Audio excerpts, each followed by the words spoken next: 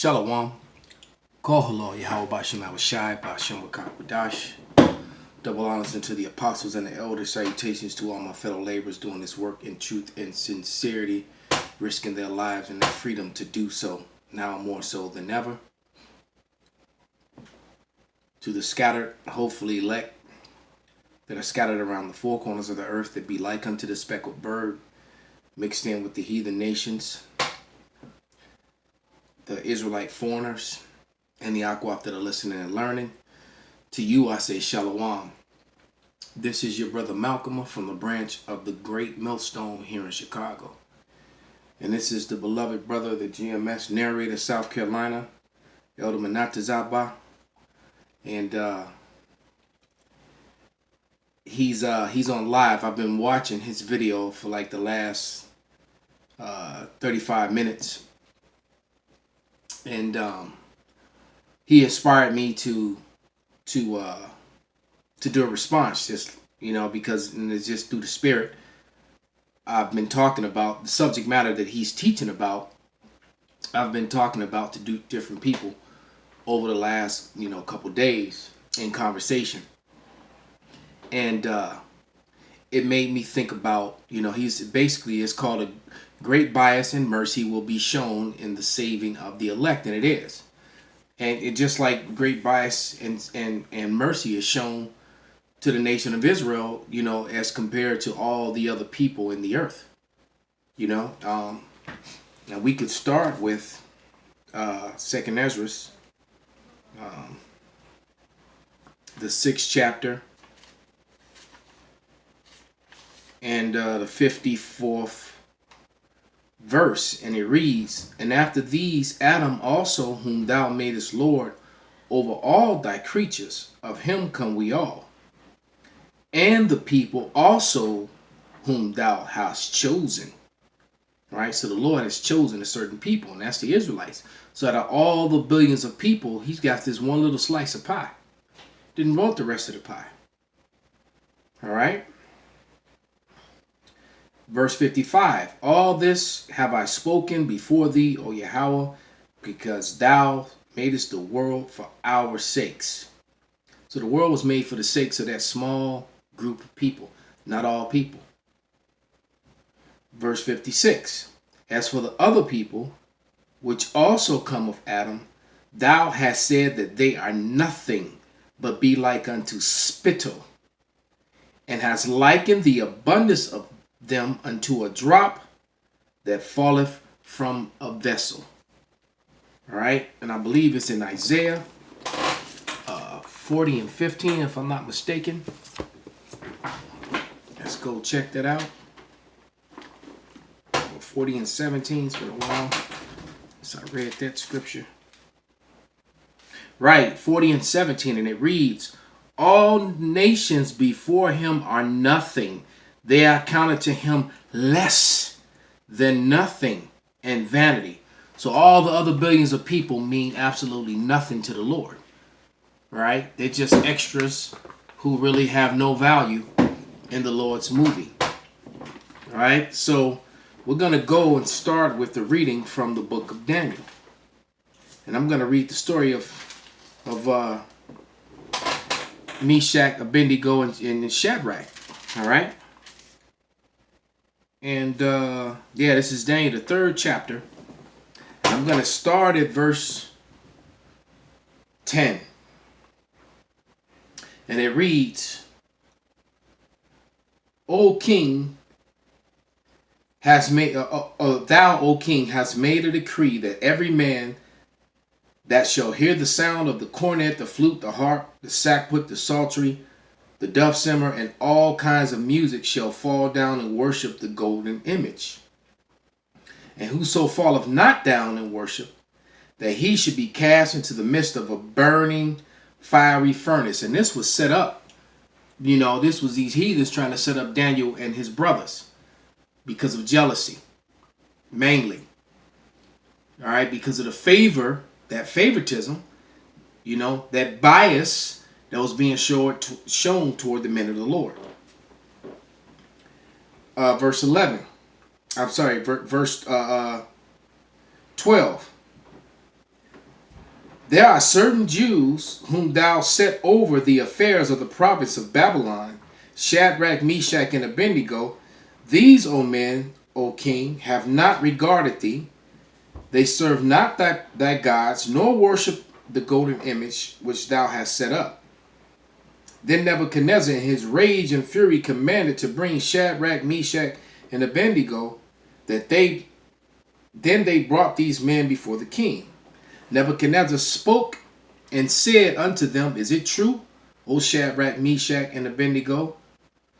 Do not ye serve my gods, nor worship the golden image which I have set up? And you can refer this to the mark of the beast, right? Which is the RFID chip, which is the mark of the beast, which is written in Revelation 6:66, because there's going to be men who resisted and not bow down to it, and then there's going to be those who do. All right, and some of those men are going to be martyred and put to death, but some of those men are going to be lifted up and given great power to destroy their enemies, or just simply saved from that wickedness. Verse 15. Now, if ye be ready, that at what time of ye hear the sound of the cornet, flute, harp, sackbut, psaltery, dulcimer, the kind and all kinds of music, ye fall and worship the image which I have made. But if you worship not, ye shall be cast the same hour. Ye shall be cast the same hour into the midst of the burning fiery furnace. And who is that God that shall deliver you out of my hands? Shadrach, Meshach, and Abednego answered and said to the king, O Nebuchadnezzar, we are not careful to answer thee in this matter. If it be so, our power, whom we serve, is able to deliver us from the burning fiery furnace. Now notice they said if it be so. They said he's able to. They didn't say that he would. They said if he will be able to. You got to be careful how you speak. That's why, we always say that we are the hopeful elect. All right? Because I don't know.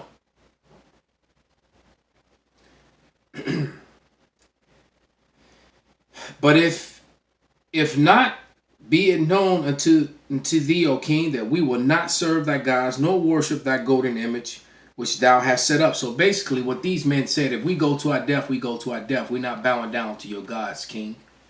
We're giving you your kingdom respect, but we will not bow down to your gods. Just like the scripture said, if you can live peacefully with all men. That's why we respect Esau's laws in this kingdom. Why? Because it's actually lawful in the Bible to respect his laws to a certain degree. All right? Because the Lord has set him up and put him in power. He set up over the earth the bases of men. The earth is given into the hands of the wicked. All right? Verse 19. Then Nebuchadnezzar, full of fury, and the form of his visage was changed against Shadrach, Meshach, and Abednego. Therefore he spake and commanded they should heat the furnace 17 times more than it wont to be heated. And he commanded the most mighty men that were in his army to bind Shadrach, Meshach, and Abednego and cast them into the burning furnace. Then these men were bound in their coats, their hosen, their hats, and their other garments, and were cast into the midst of the burning fiery furnace. Therefore, because the king's commandment was urgent, the furnace exceedingly hot, the flame of the fire slew those men that took up Shadrach, Meshach, and Abednego. So the men that threw them in were burned. They were destroyed by the fire. And these three men, Shadrach, Meshach, and Abednego, fell down bound in the midst of the burning fiery furnace. And Nebuchadnezzar the king, astonished, and rose up in haste and spake and said unto his counselors, Did we not cast 3 bound men into the midst of the fire? And they answered and said unto the king, True, O king. And he answered and said, Lo, I see 4 men loose, walking in the midst of the fire, and they have no hurt. And the form of the 4th is like the Son of God. Right? That power, Yahushai, man. Then Nebuchadnezzar came near the mouth of the burning fiery furnace and spake and said, Shadrach, Meshach, and Abednego, ye servants of the Most High God, come forth and come hither. Then Shadrach, Meshach, and Abednego came forth of the midst of the fire, and the princes and the governors and the captains and the king's counselors, being gathered together, saw these men upon whose bodies the fire had no power. See, that's what we're looking for, man, to get that upload, to get those new bodies, man. When that Wisdom of Solomon 5:1 happens, and they're going to be so afraid at the strangeness of our salvation. And it says, and upon whose bodies the fire had no power, nor was an hair of their head singed, neither were their coats changed, nor the smell of fire passed on them. Then Nebuchadnezzar spake and said, Blessed be the power of Shadrach, Meshach, and Abednego, who have sent his angel and delivered his servants that trusted him. All right? And have changed the king's word and yielded their bodies that they may not serve nor worship any god except their own. Therefore I make a decree that every people, nation, and language which speak anything amidst the God of Shadrach, Meshach, and Abednego shall be cut in pieces, and their houses shall be made a dunghill, because there is no other God that can deliver after this sort. And there isn't. All right, he said, if you say something against Yahweh, while Yahweh shy, your house will be turned into a dunghill. That you and your family will be cut to pieces, and your house will be made a toilet. All right, people will shit on your grave. All right, now let's go into the Apocrypha and continue this story a little bit. This is the three holy children. All right. And this is a continuation from chapter 3 in the book of Daniel. So let's jump down to verse 3. Actually, I'm going to start at verse 1. And they walked in the midst of the fire, praising God and blessing Yahweh. Then Azariah stood up, because now they're being called by the Hebrew names, and prayed on the matter, and opening his mouth in the midst of the fire, and said, Blessed art thou, O Yahweh, our power,